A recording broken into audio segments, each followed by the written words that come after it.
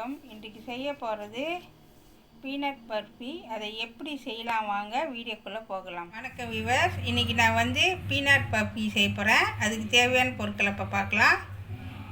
நான் இந்த கப் அளவு 1 கப்பு மலைக்கட்டை கச்சி எடுத்திருக்கேன், அதாவது 75 கிராம். எடுத்திருக்கேன் அதே கப் அளவு 75 கிராம். கப் அளவு 1 கப்பு வெல்லம், நெய் தேவையான அளவு, கண்டி சீனி. இப்போ நம்ம என்ன செய்ய போறோம்னா எள்ளையும் மலைக்கட்டை கச்சானையும் வறுத்து எடுக்க போகிறோம்.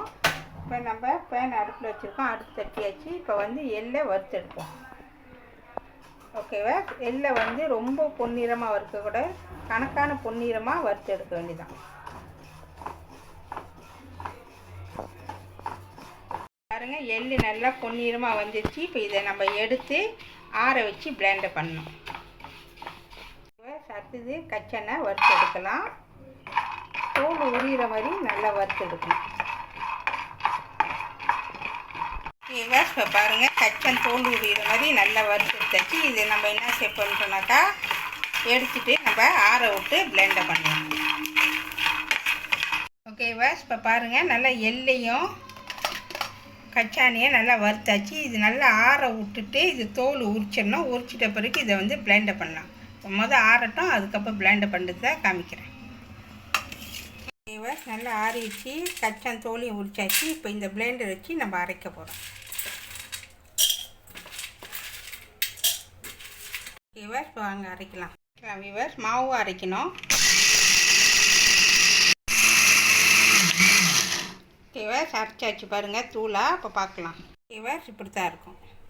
ஓகேவா? இப்போ பாருங்கள், கச்சா நல்லா மாவு மாதிரி அரைச்சாச்சு. இப்போ எள்ளு நம்ம அரைக்க போகிறோம். ஓகேவா? கொஞ்சம் கொஞ்சமாக போட்டு அரைங்க. ஓகேவா? இப்போ எள்ளு நம்ம அரைக்க போகிறோம். ஓகேவா? இப்போ பாருங்கள், எள்ளு நல்லா மாவு அரைச்சிருக்கேன். இந்த மாதிரி தான் இருக்கணும். ஓகேவா? இப்போ ரெண்டையும் நான் அரைச்சி வச்சுட்டேன். இப்போ வாங்க எப்படி செய்யலான்னு உங்கள்கிட்ட காமிக்கிறேன். ஓகேவா? பேன் ஒரு அடுப்பில் வச்சுக்கோங்க. அப்படியே இது கூட நான் நெய் சேர்க்குறேன். இதில் கிட்டத்தட்ட ஒரு 3 கரண்டி நெய் நான் சேர்க்க போகிறேன். ஓகேவா? நான் 3 கரண்டி நெய் சேர்த்துருக்கேன். இது நல்லா கரையட்டும். இப்போ பாருங்கள், நெய் நல்லா கரைஞ்சிக்கிட்டு இருக்கு. இது கூட நம்ம என்ன செய்ய போகிறோம்னு சொன்னாக்கா, இந்த வெல்லத்தை இதில் கொட்ட போகிறோம். இதில் கொட்டிடுவோம். அனல் குறைச்சி வச்சுக்கோங்க. இது கூட நான் 2 கரண்டி வெள்ளை சீனி சேர்த்துக்கிறேன் இனிப்புக்கு. ஓகேவா? அனல் குறைச்சி வச்சு இதை நல்லா கரையிற வரைக்கும் நல்லா மிக்ஸ் பண்ணணும். இந்த நெய்யிலே வச்சு நம்ம இதை வெள்ளத்தை கரைக்கணும்.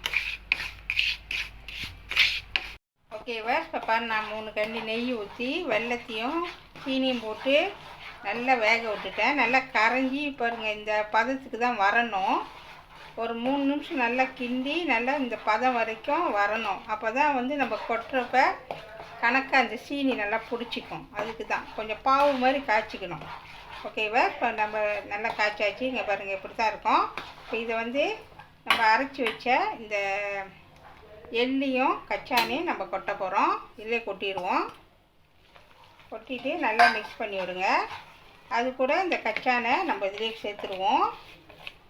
ஓகேவா? சேர்த்துட்டு நல்லா மிக்ஸ் பண்ணி விடுங்க. ஓகேவா? இப்போ பாருங்கள், நான் போட்டுட்டு எல்லாத்தையும் நல்லா மிக்ஸ் பண்ணிட்டேன். பாருங்கள், நல்லா திக்காக வந்துருச்சு. கணக்காக நான் போட்ட அந்த நெய் கணக்கான அளவு இதை வச்சு தான் இது கணக்காக வரும். இப்போ இது நல்லா மிக்ஸ் பண்ணியாச்சு. இதை நம்ம ஒரு மங்கில் கொட்டி ஆற விட்டு அதை வெட்டி உங்கள்கிட்ட காமிக்கிறேன். இப்போ நல்லா வெந்துருச்சு. இப்போ அடுப்பை வச்சுட்டு எடுத்துடலாம். ஓகேவா? நான் இந்த தட்டு எடுத்துருக்கேன். இதில் நான் நெய் பூசியிருக்கேன்.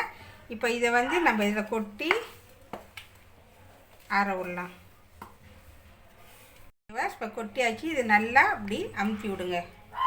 ஓகேவா? இப்போ பாருங்கள், நான் மங்களை கொட்டி அதை சமமாக ஆக்கி வச்சுருக்கேன். இது நல்லா கொஞ்சம் கட்டி ஆகணும். கட்டி ஆகிட்ட பிறகு நான் உங்கள்கிட்ட அப்புறமேட்டு காமிக்கிறேன், எப்படி வெட்டி உங்கள்கிட்ட காமிக்கிறேன். ஓகேவா? இப்போ பாருங்கள், நல்லா கட்டி ஆயிடுச்சு. இப்போ வாங்க வெட்டலாம். ஓகேவா? நான் இந்த ஷேப்பில் தான் வெட்டியிருக்கேன். இப்படி தான் இருக்கும் பார்க்குறதுக்கு. இப்போ உங்கள்கிட்ட காமிக்கிறேன் பாருங்கள்.